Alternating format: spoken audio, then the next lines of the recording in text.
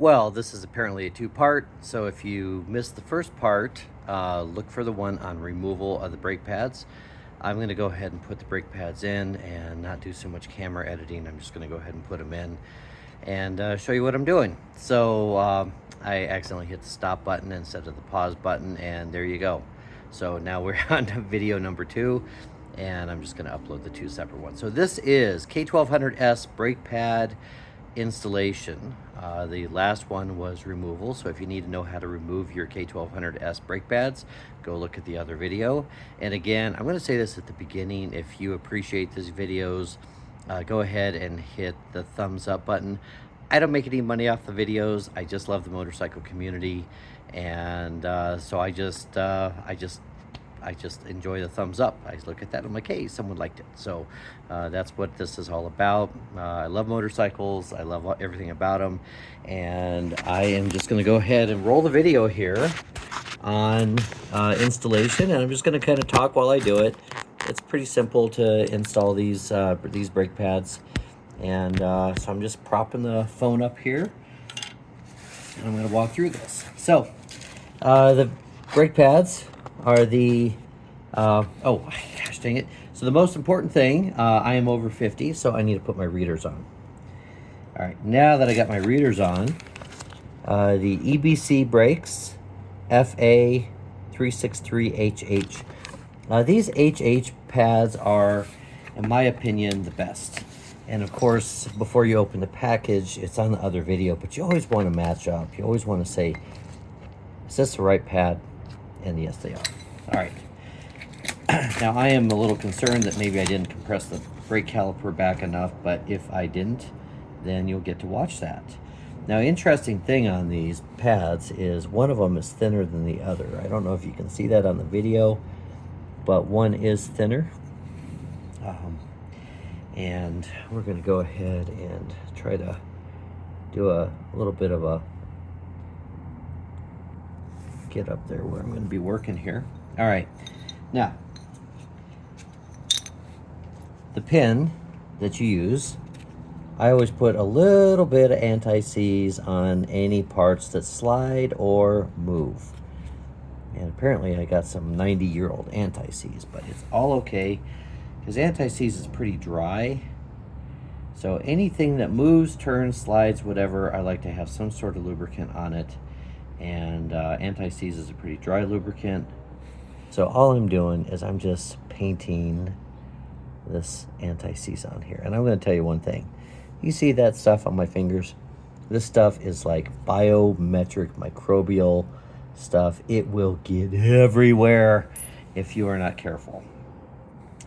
Now, I've been a Harley mechanic before, and one thing that Harley does to keep down on the pad noise, I don't know if it makes any difference or not, but Harley likes just a finger thin, just super thin coat of anti-seize on the back of on the pad where it rides against like the caliper, and this side's a piston side. So that's one thing that Harley likes to do.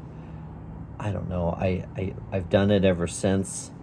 One other place that I always like to have a little anti-seize is on this riding edge here. So any parts that are designed to slide, I like to have that. Now, it may look silver, but this is a paper thin layer of anti-seize on the back. So I'm putting a little anti-seize around here where that thing is going to go in the caliper. Keep it kind of away. Don't be afraid to get this stuff on your fingers. It's not going to kill you. I personally don't wear the nitrile gloves when I'm doing this stuff. I just wash my hands. It's part of working on your own stuff, but you can't. There's a lot of stuff you can't feel if you're using nitrile gloves, and you know, there's a place for it, but I don't do that on these because I want to actually feel how thick this grease is on here. So there we go. Now we're got a little bit of grease on the moving surfaces. So this sits in the back of the caliper, and this has to slide. This part here is going to be on the pin. The pin's got some anti-seize on it, And then I'm gonna go ahead and slide those in. So wipe the anti-seize off your fingers. See, ta-da! They're pretty clean. Like I said, don't worry about getting a little greasy. If you're gonna work on your own vehicles, just be happy that you can work on your own vehicles and don't worry about getting dirty. There are a lot of people that are so worried about being dirty on this stuff. Now I wanna reach back here, make sure I got the piston compressed. Oh, I don't have the back piston compressed all the way. So I'm gonna slide a screwdriver in here. I'll probably use the old pad. So this is actually good here. So what you can do is you can take the old pad, either one, doesn't matter, and you kind of go in there and you're gonna drop it in there. And that's gonna be something for you to pry against. Because what you wanna do is you wanna get between the pad. See, BMWs didn't give much room here. But see, I reached back there and I could feel that there was no room. So let's see here. Sometimes you can use a different thing, but I am going to go ahead and put a second pad in here, both on the same side. So then that way I've got something to take up some of that slop with.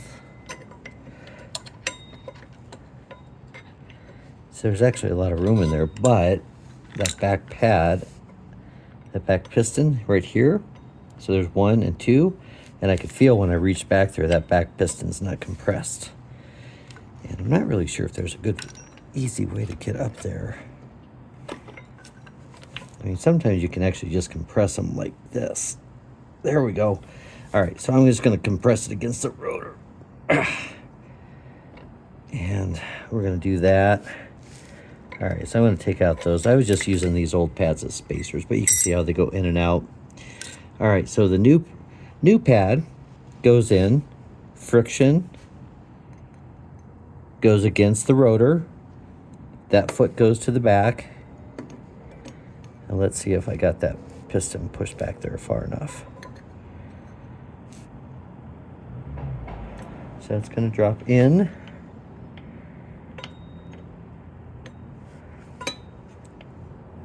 Really not that hard.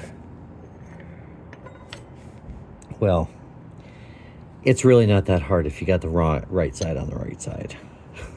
I had it upside down. So, okay, so obviously we're on the bottom, so you want to make sure the curve is going this way. Too busy talking to the camera.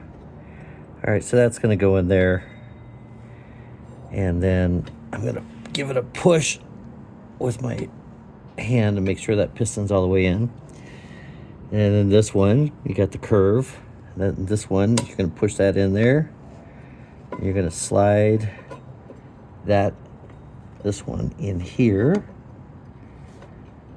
And there's going to be a lot less room than what you had before. Let's see if I'm going to do okay with getting that in there. Oh, come on. See, it wants to go in. It's just brand new rotor or brand new pads, and they're thick. And I don't have that compressed all the way in. Come on.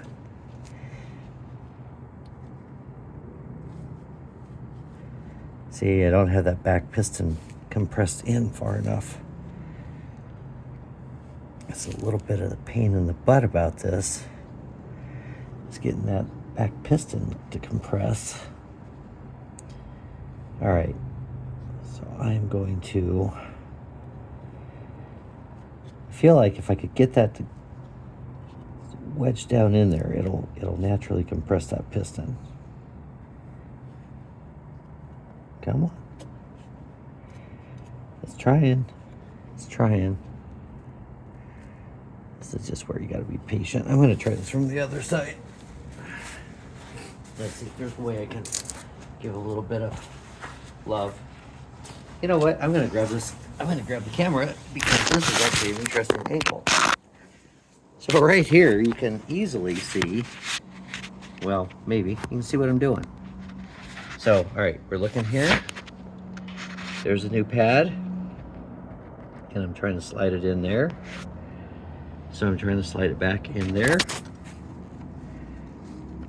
and trying to go back behind the caliper. See? See how that's sliding back in there? See?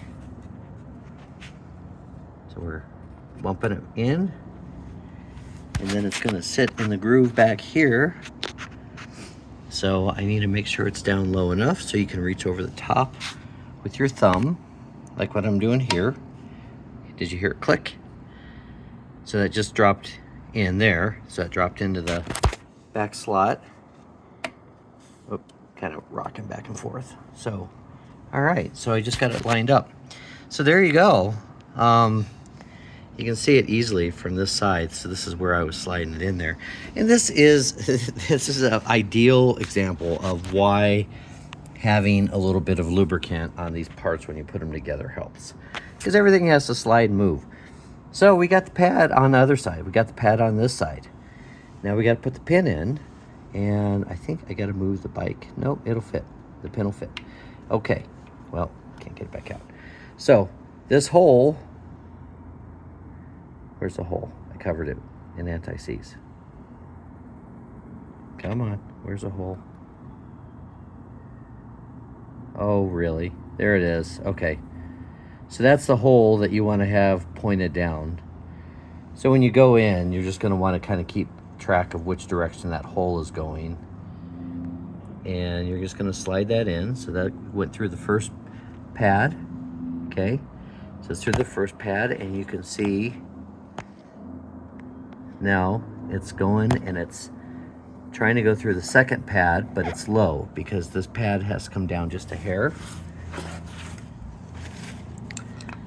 And it's really not that hard of a job, but you know, I'm doing this with a one-handed. So if I can do this one-handed, you can do this with two hands, you know, no big deal, right? All right, so I just had to wiggle that down with a screwdriver to line up the pin. Can you see it there? So the pin is now going through this rotor, or that pad there. That's the left side outboard. Here's the inboard. I got that there. And now we're gonna sit there and give that a little bump and snap that pin in there. Give it a push and a little more push. I think that, is that in? I don't know if that's in all the way. Let me give a little bit of a bump while I put the camera down. All right, so hang on a second. I'll let you look at my keys, and I'm going to just give a little bit of a bump. Yeah, I don't think that's all the way in, so I got to use a screwdriver. But you can look at this hole on this side. Oh yeah, it's not all the way in yet. So that spring clip, because you know you push this out there. Oops, I just pushed the pin back out. Anyway, all right, so I'm going to go ahead. I'm going to set the camera back up here while you just rattle on and just talk endlessly. Annoying like, and I'm going to set this up so you can see what I'm doing. All right, there we go. All right, so I'm going to go back over to the other side, and I'm going to give that pin a little bit of a bump to get it to snap in. That little spring clip is what you got to get it past, and of course I got the wheel on the wrong spot, so let me roll this just a hair. Oh, really? I'm in neutral. I'm in drive. Oh well. I think I can do it anyway. Alright. So I've got to move this pad back down. So I'm moving the pad back down because I just moved the bike and then the pad slid out. Okay, so I got the inboard pad. Now this is going through, and now I'm going to give this a tap with a screwdriver and a punch on the back side of that pin to get that to go all the way in,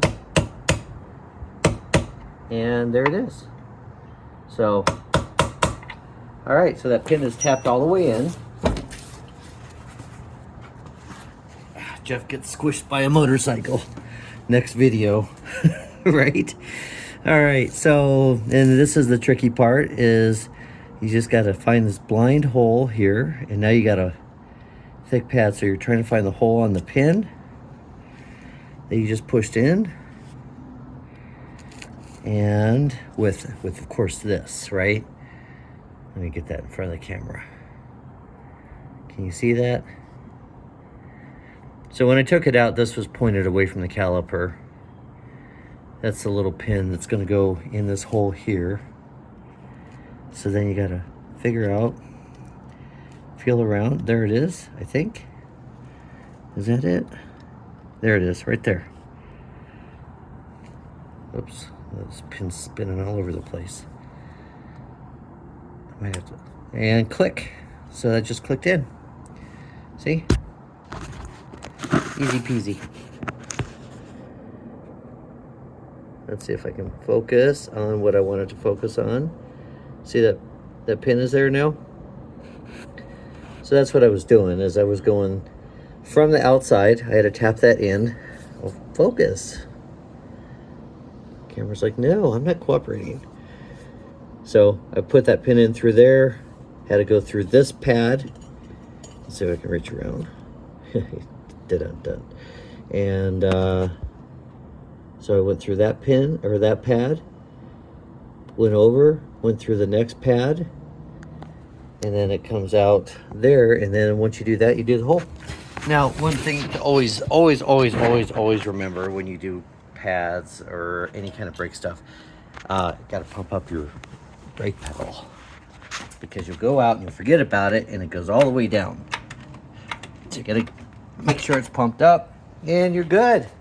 Okay, here's my Honda ST1300. There's my K1200S. Here's my, I'm sorry, K1600 GTL. What am I thinking? And then here's my K1200S. So love this bike. Awesome bike. I have a lot of fun with it. So anyway, hope you liked the video. Sorry it's a little bit long. Like it, thumbs up, whatever. Tell me it's too long, or tell me you enjoyed it. Thanks. All right, you have a great day. Thanks for watching. I hope I helped you guys out. Bye.